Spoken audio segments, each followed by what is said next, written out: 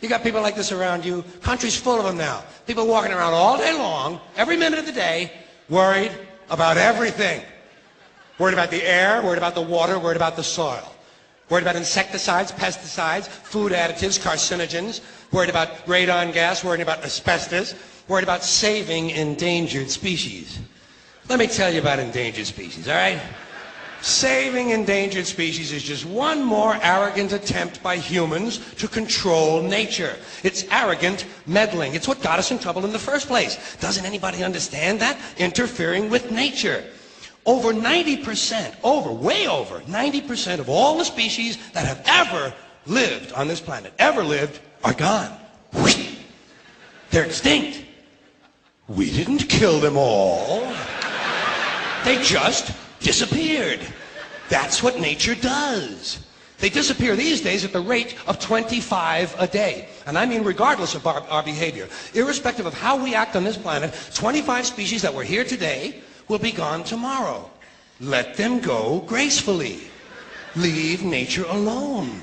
Haven't we done enough? We're so self-important. So self-important. Everybody's going to save something now. Save the trees, save the bees, save the whales, save those snails. And the greatest arrogance of all, save the planet. What? Are these fucking people kidding me? Save the planet? We don't even know how to take care of ourselves yet. We haven't learned how to care for one another. We're going to save the fucking planet? I'm getting tired of that shit. Tired of that shit. Tired. I'm tired of fucking Earth Day. I'm tired of these self-righteous environmentalists, these white bourgeois liberals who think the only thing wrong with this country is there aren't enough bicycle paths. People trying to make the world safe for their Volvos. Besides, environmentalists don't give a shit about the planet. They don't care about the planet. Not in the abstract, they don't. Not in the abstract, they don't. You know what they're interested in? A clean place to live. Their own habitat. They're worried that someday in the future they might be personally inconvenienced. Narrow, unenlightened self-interest doesn't impress me. Besides, there is nothing wrong with the planet. Nothing wrong with the planet. The planet is fine. The people are fucked. Difference. The planet is fine. Compared to the people, the planet is doing great. It's been here 4.5 billion years. Did you ever think about the arithmetic? Planet has been here 4.5 billion years. We've been here, what, 100,000? Maybe 200,000? And we've only been engaged in heavy industry for a little over 200 years. 200 years versus 4.5 billion. And we have the conceit to think that somehow we're a threat? That somehow we're going to put in jeopardy this beautiful little blue-green ball that's just a-floating around the sun? The planet has been through a lot worse than us. Been through all kinds of things worse than us. Been through earthquakes, volcanoes, plate tectonics, continental drift, solar flares, sunspots, magnetic storms, the magnetic reversal of the poles, hundreds of thousands of years of bombardment by comets and asteroids and meteors, worldwide floods, tidal waves, worldwide fires, erosion, cosmic rays, recurring ice ages, and we think some plastic bags and some aluminum cans are going to make a difference? The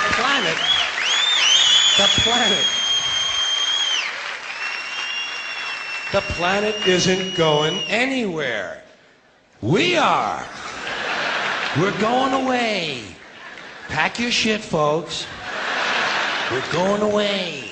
And we won't leave much of a trace either. Thank God for that. Maybe a little styrofoam. Maybe. Little styrofoam. Planet will be here and we'll be long gone. Just another failed mutation. Just another closed-end biological mistake. An evolutionary cul-de-sac. The planet will shake us off like a bad case of fleas. A surface nuisance. You want to know how the planet's doing? Ask those people at Pompeii who are frozen into position from volcanic ash how the planet's doing. Want to know if the planet's all right? Ask those people in Mexico City or Armenia or 100 other places buried under thousands of tons of earthquake rubble if they feel like a threat to the planet this week. How about those people in Kilauea, Hawaii who build their homes right next to an active volcano and then wonder why they have lava in the living room? The planet will be here for a long, long, long time after we're gone, and it will heal itself, it will cleanse itself, because that's what it does. It's a self-correcting system. The air and the water will recover, the earth will be renewed, and if it's true that plastic is not degradable, well, the planet will simply incorporate plastic into a new paradigm, the earth plus plastic. The earth doesn't share our prejudice towards plastic. Plastic came out of the earth. The earth probably sees plastic as just another one of its children. Could be the only reason the earth allowed us to be spawned from it in the first place. It wanted plastic for itself. Didn't know how to make it. Needed us. Could be the answer to our age-old philosophical question, why are we here? Plastic. Assholes. So, the plastic is here, our job is done, we can be phased out now, and I think that's really started already, don't you? I mean, to be fair, the planet probably sees us as a mild threat, something to be dealt with, and I'm sure the planet will defend itself in the manner of a large organism, like a beehive or an ant colony can muster a defense. I'm sure the planet will think of something. What would you do if you were the planet trying to defend against this pesky, troublesome species? Let's see, what might... viruses. Viruses might be good. They seem vulnerable to viruses. And viruses are tricky, always mutating and forming new strains whenever a vaccine is developed. Perhaps this first virus could be one that compromises the immune system of these creatures. Perhaps a human immunodeficiency virus, making them vulnerable to all sorts of other diseases and infections that might come along. And maybe it could be spread sexually, making them a little reluctant to engage in the act of reproduction. Well, that's a poetic note. And it's a start. And I can dream, can't I? See, I don't worry about the little things. Bees, trees, whales, snails. I think we're part of a greater wisdom than we will ever understand. A higher order. Call it what you want. Know what I call it? The big electron. The big electron. Whoa. Whoa. Whoa. It doesn't punish. It doesn't reward. It doesn't judge at all. It just is. And so are we. For a little while. Thanks for being here with me for a little while tonight.